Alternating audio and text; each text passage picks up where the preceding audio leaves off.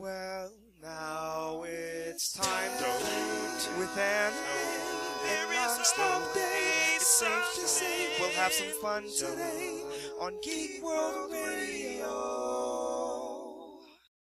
Hi everyone, welcome to another episode of Geek World Radio. So, today's show is our Sci-Fi trailer showdown, because 3 big sci-fi trailers have just come out within the last, 2 weeks? Yeah, it's crazy. First off, they had Star Trek Into Darkness, and then they had Oblivion, and now they have After Earth. So much destruction. I know, it's amazing. There's so much post-apocalyptic stuff. Mm-hmm.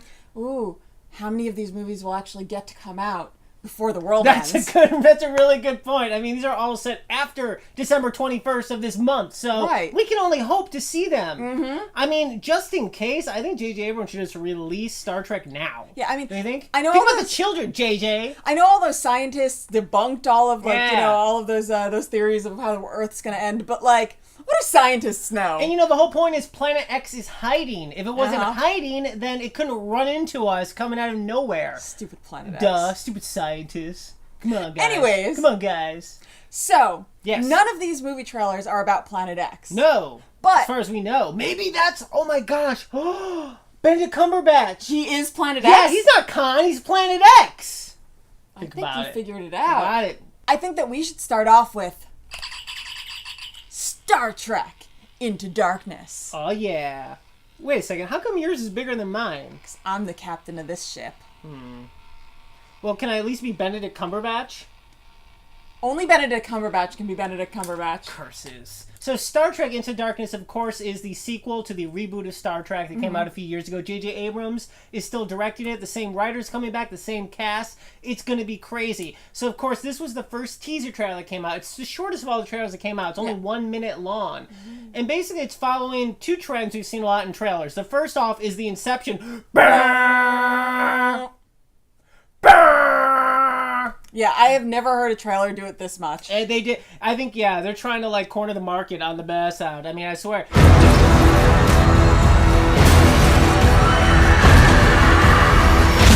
It became so consistent, near the end, near the rise. I'm pretty sure it could pretty much just be used as, an alarm clock at this point, the end of that trailer. Yeah. Because it's like, bah, bah, bah. A really disturbing alarm clock. Yes, a very scary alarm clock. And also, they're following one of the trends that we've seen really ever since The Dark Knight, where, trailers used to have VO all the time, back in the 80s and 90s, but that's, cheesy, right? Well, when you say VO, it's in a world. Yeah.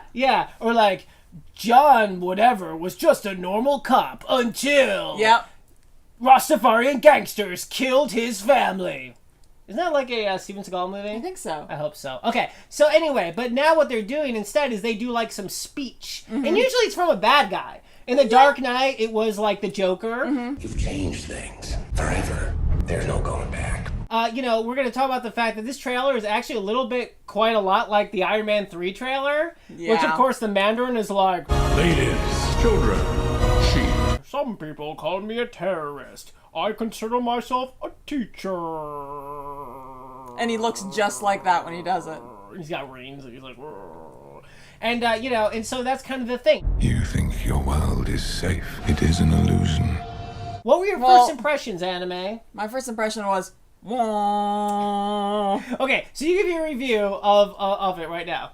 Okay, there was a lot of that, and then a lot of, right, and then a lot of people going, and then there was some, There's a lot of that. and a lot of, I think the only person to actually make a sound on screen they actually saw was Alice Eve's character screams. Yeah. And you get to see that. It's funny though because we're finding out more and more about the movie. Obviously everyone's talking about is Benedict Cumberbatch Khan.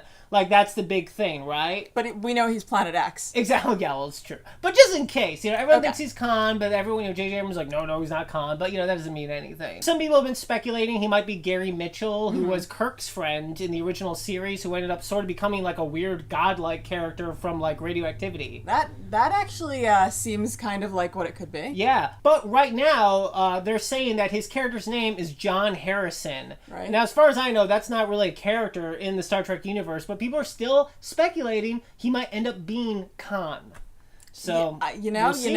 I mean, There's a lot of evidence that people are giving to support that. Yeah. So it'll be interesting to see exactly where this all goes. Exactly. However, the Alice Eve character, we do know who she is. She's Carol Marcus. Now, for all of you fans out there, all you Trekkies, Trekkers, and just like, avid fans, you might remember that character because she is Kirk's baby mama from Wrath of Khan. She's the sexy science lady who's all like, Kirk, we had a thing a few years ago, and here's your son, by the way, you didn't know about. That's bad news. Yeah. But, of course, because she's Carol Marcus, everyone's like, wait a second, Carol Marcus was part of developing the Genesis thing, and the Genesis program was like Wrath of Khan. Uh-oh. Well, I mean, what we do know is that this is obviously a different timeline from the timeline that we know from the old series. True that. So, it could be any of those characters. This could have to do with that. It might have nothing to do with it. It's really, it's really going to be interesting to see. Yeah, and they've also confirmed Klingons are going to be in it. Apparently, those are the people that Cumberbatch is fighting with his giant gun hands. I'm interested to see what of this all changes by the time this show airs. By the time this airs, we will have found out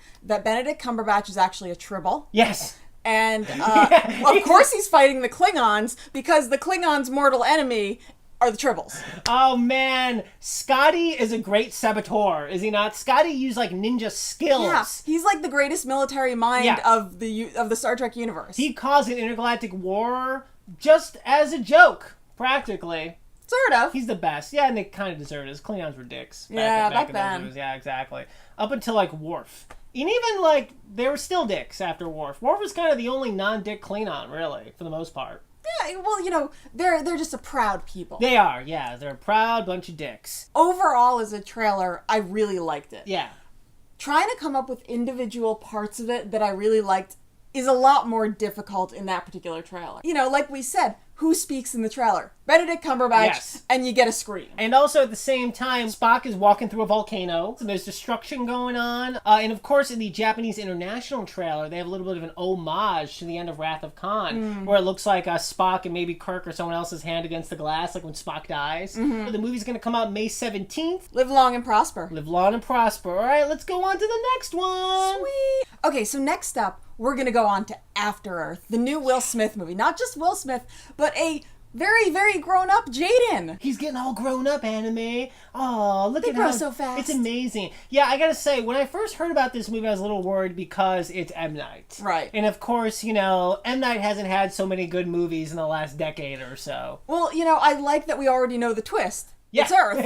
Exactly. The twist is already out there, so we can move on. But I gotta say, I'm really impressed by this trailer. Yeah, I thought it was a beautifully done trailer. They really showed some of the great effects that are going to be in the movie. I mean, thumbs up to M. Night. I totally agree. It looks awesome. I mean, I love the beginning where they're like breathing and all of a sudden like Will Smith gets blown out of the ship. Once again, like Star Trek, this has a whole narration over it by Will Smith's character. But first off, like, it doesn't even sound like Will Smith. I know. Now, do not misunderstand me. Danger is very real, but fear is a choice. I've never heard him do like a different kind of voice before. It's amazing. He right? usually just does Will Smith voice. Yeah, exactly. And so I think that works really well. That narration thing can be weird. Like, worked with the Joker. Frankly, I thought it was weird. Iron Man 3. I don't know what Ben Kingsley was doing, but it was weird. Yeah. But I love Will Smith. I've never heard him sound like this before. And I like the idea because he's a future man. Yeah. He's 1,000 years in the future. And he's General Future Man. And if they had tried to have one of the villains do the narration, it would have been a whole lot of growling. And on top of that, I do love the CGI. I love all the animals. I love the idea that basically humans had to leave Earth like 1,000 years ago because of a cataclysmic event. And so Will Smith plays this general, and he has his estranged son with him, and they crash land on Earth. And basically, he's all hurt and stuff, Will Smith. And so Jaden has to go out into the wild and fight like crazy saber-toothed tigers and stuff like that with this crazy like space-age Darth Maul double-sided sword thing. I like the line that everything on the planet evolved to kill humans. I know, it's a great line, isn't it? Also, thumbs up for the squirrel suit. Oh my god, we're seeing squirrel suits everywhere lately. It's I know. Awesome. Okay, I've got a question for you. Okay. M. Night puts himself in every movie. How do you think he's going to put himself in this one? He is the saber-toothed tiger. I was thinking something like that, He's going all Andy Serkis on it. Yeah, exactly. He's like, finally, I'm going to get the respect I deserve as an actor. You might just, buddy. The thing is, like, M. Night has made some decent movies, okay? Yeah. Of course, Sixth Sense is awesome. Oh, yeah. Unbreakable, for many people, is even better. And then it kind of went ridiculously downhill from there, and Avatar: Last Airbender is one of the worst movies ever. That's true. I dig Lady in the Water, because Yes. there's one beefy arm. It's true. There is one beefy arm. But I gotta say, he's not writing it, which is good. The guy Yes. who wrote, like, Traffic is writing it. With Will Smith, obviously, like, producing, and this being sort of his project, I don't know. I think it could be really cool. Yeah, I mean, Will Smith has evolved as an actor so much. I mean, he used to just be the Fresh Prince. It's true. And it's just so great to see how far he's come over the years. I mean, and how great Jaden is. Okay, so After Earth is going to come out June 7th of 2013. All right, well, last but not least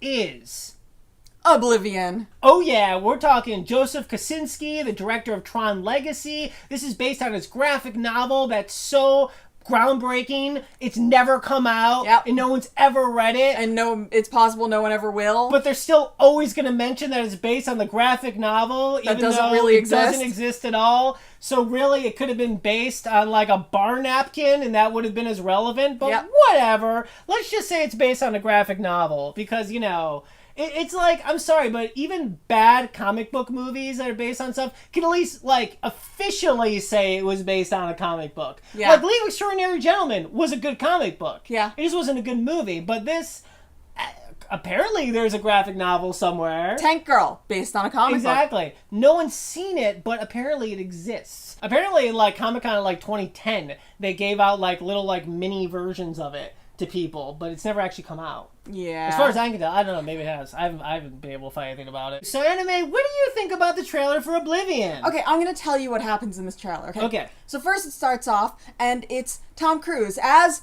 Wally! And he's hanging out with Eva, and and it's all like, hey, at some point maybe we can join the ship with everyone else, He's all like, ooh, look, a football field.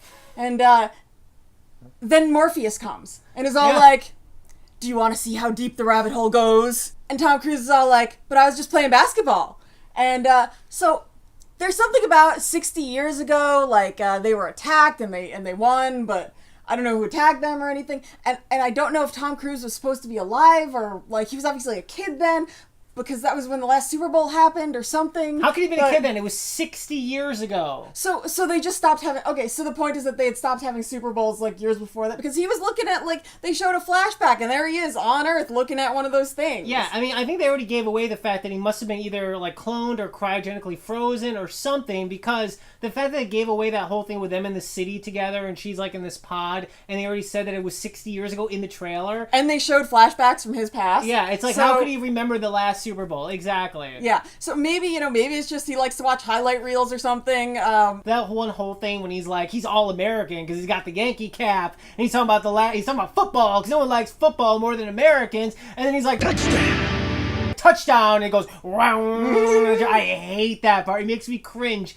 every time. He's like, touchdown, because he does this, because the thing about Tom Cruise is he's so popular because he's so good at being manic. Yeah. When he freaks out, it's he's really exciting and charismatic. And then he does this stern And there's just all these parts, these things that are okay, and he's flying something. It's like Top Gun, and he's on hanging from a rope. It's like Mission Impossible. How many how many references to Tom Cruise movies can we stick into this trailer? That's a good point. I don't know. Was he running at the camera though? I didn't notice that. That may be the one thing they can't you can't give away the Tom Cruise running part, which I'm sure there will be many of, because that's what Tom Cruise does. He runs a lot, generally directly at the camera. It's true. They gave it away in pieces for Mission Impossible because that was his big comeback. Mm-hmm. But now that he's a huge star again, it's you gotta pay to see that. Okay? Yeah. I also like that they're it's only 2 weeks before retirement. It's like a cop movie or something. Yeah. And I also like the fact that, he ends up in Thunderdome or something, or that underground city in The Matrix. Yeah. Where all those people are. Yeah, Zion. It's pretty funny. Yeah. But poor Wally.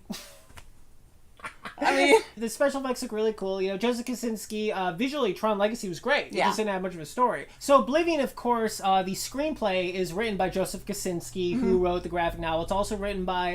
who wrote the graphic novel that may or may not exist. It was also written by William Monahan, who wrote the Departed script. And also Michael Arndt, who wrote Toy Story 3 and also is writing the new Star Wars movie, also polished it.